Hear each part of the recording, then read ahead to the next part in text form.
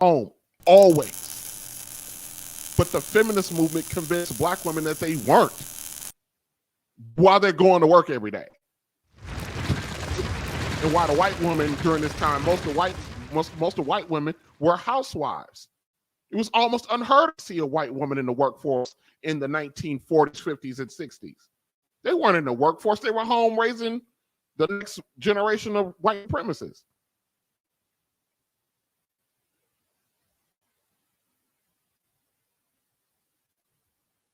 Here comes the money. Here we go. Money talk. Here comes the money.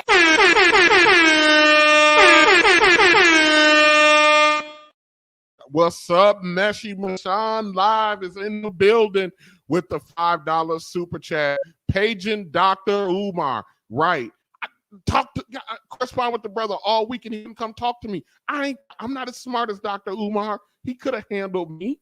He could have handled little old TJ.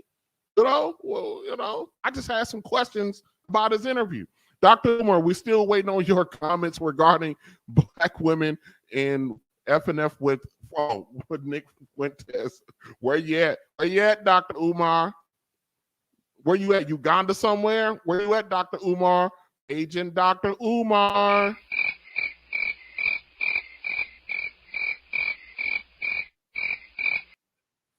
Yep.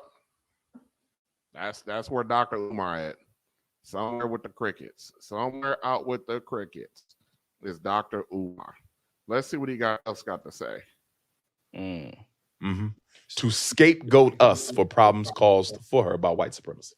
So, obviously, a big thing, obviously, we spoke about the gender wars, earlier. Obviously, there's a lot of conversation nowadays about, the value of what a woman brings and the value of what a man brings in a relationship. And now there's a lot more rhetoric from our women that we hear is, I'm strong, independent, I don't need no man, right? So, That's pain speaking, though. Right. Because most black women know they will never get a man.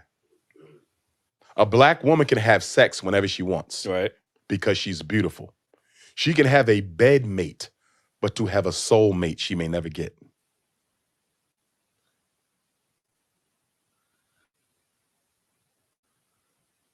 Miss Flo, go ahead and unmute for me.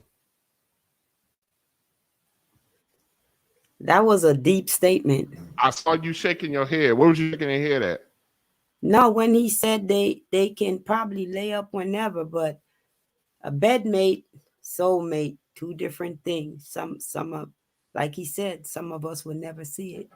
It is what it is. Almost none of you will. Almost none of you.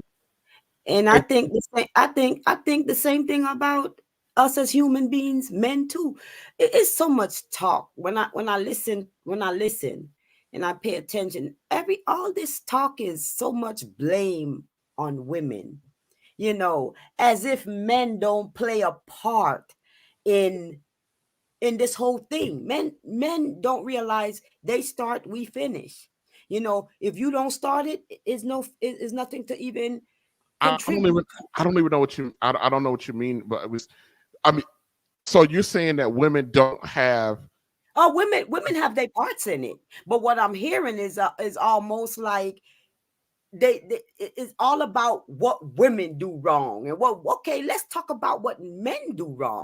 We're gonna get there, but here's the thing. Don't get me wrong, women have a whole lot. But here's the thing of that particular argument. The thing is, Flo, what I think our women fail to understand is we've spent 50 years talking about what black men don't do.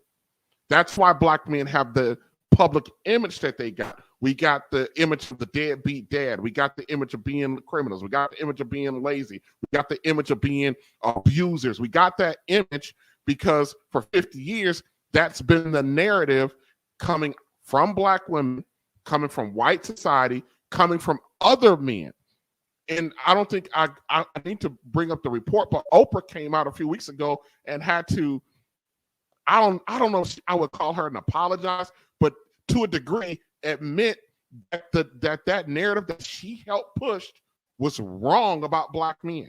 So the one constant throughout history, and I know a lot of sisters are having a problem with this today, is we've never put black women the decisions that our women have made under examination. So we're examining our women's issue for the first time and it don't feel so good. No, it's never an all or nothing situation. It's not all women's fault. It's not all Black men's fault. But we have to look at what we decide. You do not get 75% of our women as baby mamas without the women's consent. Nothing happens in Black culture without a woman's consent. Even the drug game in the 1980s. Nothing happens in Black culture without the express consent of a Black woman. Okay, so you're telling me that when a man lays with a woman and decide to just get carefree and ejaculate in her, he don't know that's a responsibility he gonna have to deal with one way or the other. He kicks it off, but they want to get slapped on the wrist. Of not course, being responsible. Of course, we as human beings, we do what we do. Okay. We lay. We do this. So to put the blame on women, as you started this scream, I hear women belittling women, and these same women probably fall victim to whatever comes with this game.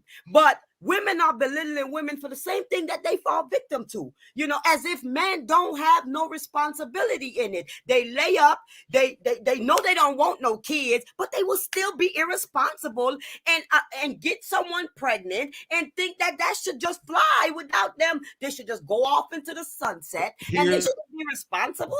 Hold on a second, Flo. Here's the thing. Absolutely, men are responsible when they shoot the club up. When they lay up, when we call it shoot the club up, they're absolutely responsible. But who's left holding the bag? They are left holding a bag too. That's who's why they? But these men that are will lay up and shoot the club. Listen, lay up. Who's left holding the bag? It don't matter who's left holding the bag. Yes, we it are does left holding matter. the bag on this end, but that's why they crying about bad baby mama and child support, and they holding a weight that they don't want to weigh. That's where the fuss is, because now they gotta pay in another way. We hold the bag by raising our kids. Okay, that's the responsibility that we have to look forward to. But still, why are they crying about child support and all this extra stuff? We'll have the child support conversation, because I want to have the child support conversation, because I think it's. But here's the thing, Flo. The reason why I will go hard on a woman's decision is because the outcome for you is more detrimental for you to be irresponsible in your decision making. You will bear the burden way more than that guy. I didn't say it's fair. I'm just telling you what it is. You're right. And if you don't, and if our women can, 75% of our women selecting men who are not qualified to be the fathers. And whatever. Okay. And here's so the thing. What happened to scenario? One quick thing, Flo. I can understand it if it happens once. Our women do it over and over and over. After the first time it happens, anytime after that, it's a choice.